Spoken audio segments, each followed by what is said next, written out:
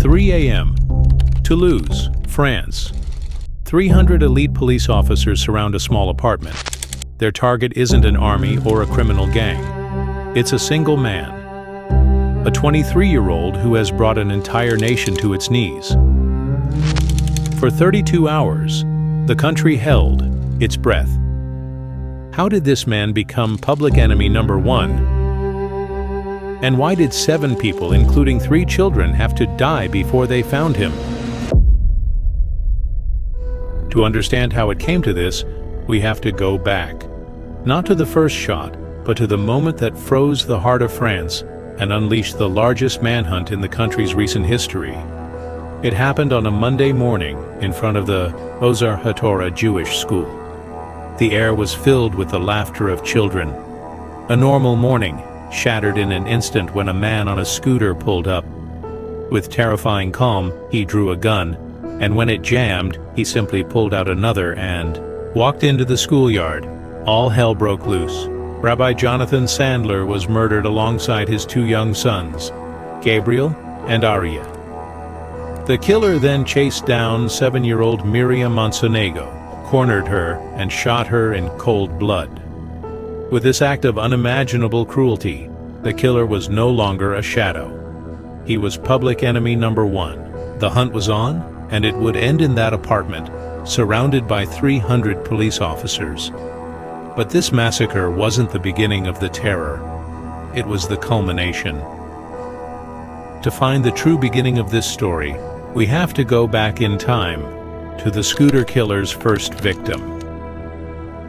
8 days earlier, on March 11, 2012. In a quiet Toulouse neighborhood, Sergeant Imad Ibn Ziaten, a paratrooper in the French army, had posted an ad online to sell his motorcycle. A potential buyer contacted him to set up a meeting. It was a trap. When the sergeant arrived, the buyer executed him with a single shot to the head.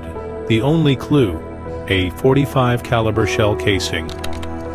4 days later, the Phantom Menace struck again, this time in the city of Montauban, 50 kilometers away. 3 paratroopers, also of North African and Caribbean descent, were withdrawing money from an ATM. The scooter killer appeared again. Witnesses described his terrifying coldness. He waved an elderly woman out of his way and then opened fire. Abel Chenot and Mohamed Merah died instantly. Loic Liber was critically wounded. The killer acted with methodical precision. He paused to change his magazine. He saw one of the wounded soldiers trying to crawl away, walked over, turned him around, and shot him 3 more times to finish the job. Within days, a silent terror gripped the region. Police connected the crimes. The same method, the same .45 caliber weapon, and the same vehicle, a powerful black Yamaha T-Max scooter. The killer seemed to have a clear target: French soldiers, specifically from ethnic minorities. The press dubbed him the scooter killer, and the first, most obvious theory pointed to a far-right racist motive. But the truth was far more complex and sinister. While France mourned its dead and security was tightened across the country, a massive manhunt was underway. Investigators worked against the clock, piecing together a macabre puzzle. And soon 2 crucial clues cracked the case. The first was the scooter. The killer had tried to be clever, but he made a mistake. He took the stolen Yamaha T-Max to a dealership to ask how he could remove the GPS tracking device. The shop owner, Christian Delacherry, was immediately suspicious and alerted the police. It was the first crack in the killer's anonymity. The second clue was digital. The email address the killer used to contact his first victim, Sergeant Ibn Ziaten, was traced back to a computer used by the Merah family. Suddenly, the Phantom had a possible last name. The investigation then focused on 2 brothers, the older one. Abdelkader Merah, already known for his Islamic radicalism, was seen with his younger brother when they stole the scooter. Furthermore, His cell phone placed him near the Jewish school on the day of the massacre, but all the clues ultimately converged on one person, Mohamed Merah, a 23-year-old man. His profile was a dangerous mix of contradictions. To local police, he was a petty criminal, an auto body worker by trade with a record of over 15 arrests for theft and violence since he was a minor. To his friends, he was a guy who loved soccer, motorcycles, and partying. In fact, he was seen at a Toulouse nightclub just days before beginning his killing spree. But French intelligence agencies had another file on him. They knew Mohamed Merah wasn't just a small-time crook. In 2010 and 2011, he had secretly traveled to Afghanistan and Pakistan. There, in the dangerous region of Waziristan, he received training from al-Qaeda-linked groups. He was on a watch list, but his erratic behavior and seemingly normal life led security services to not consider him an imminent threat. It was a fatal miscalculation.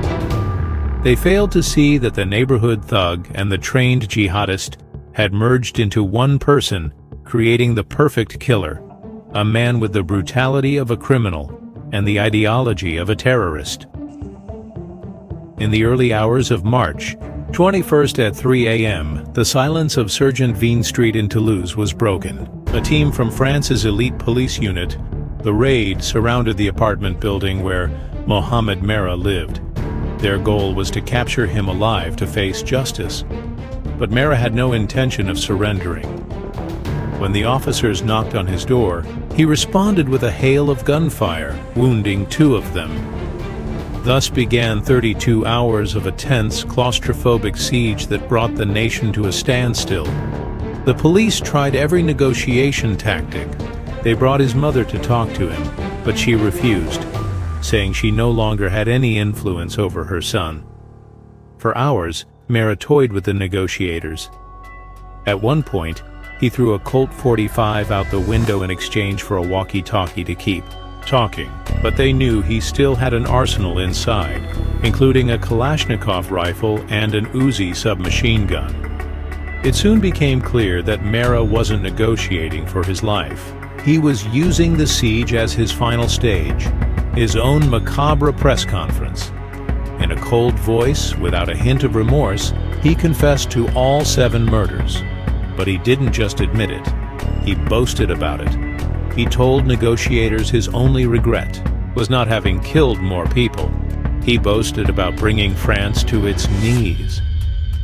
During those long hours of conversation, Merah laid out his motivations. He said he was acting on behalf of al-Qaeda to avenge the deaths of Palestinian children and to punish the French army for its interventions in Muslim countries. And then he made the most chilling revelation of all. He told them he had recorded every one of his murders with a GoPro camera strapped to his chest. He had edited the videos, set them to music and verses from the Quran, creating a propaganda film of his own terror. The siege wasn't a negotiation. It was his final manifesto, a performance for history that he himself was directing. After 32 hours of tension, the negotiations reached a dead end. Mohamed Merah cut off communication. Inside the apartment, there was only silence.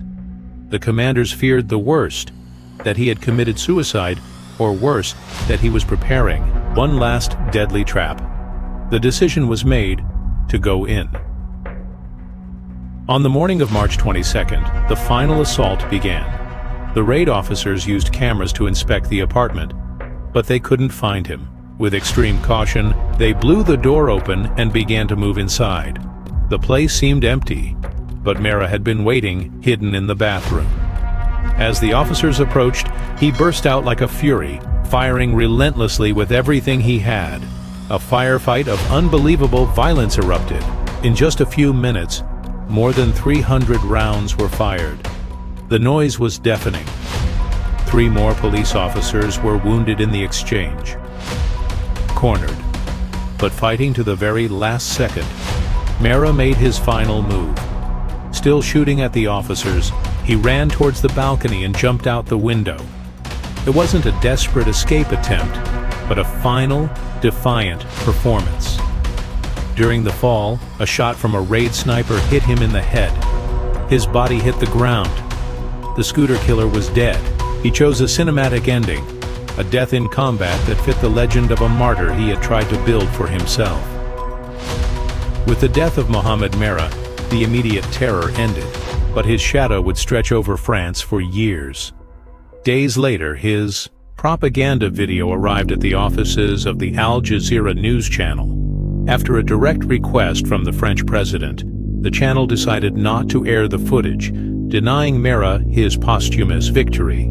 The investigation then focused on his support network. His brother Abdelkader was arrested and charged with complicity.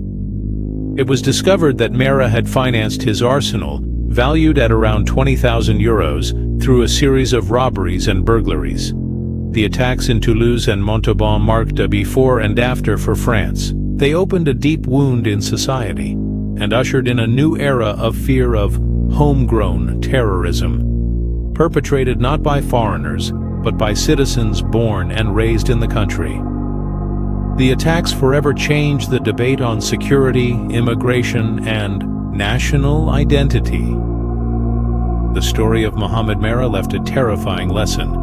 The monster doesn't always come from abroad. Sometimes it grows up right at home. His body was buried in a cemetery near Toulouse after Algeria, the land of his parents, refused to receive it. A final, bitter reminder that Mohamed Merah was, from start to finish, a product of France, a shadow that emerged from within, and that to this day continues to be cast over the country. Thanks for making it to the end. Behind every video are hours of research to bring you the full story. If you value that effort, the best way to support us is by liking this video and subscribing to the channel. See you in the next investigation.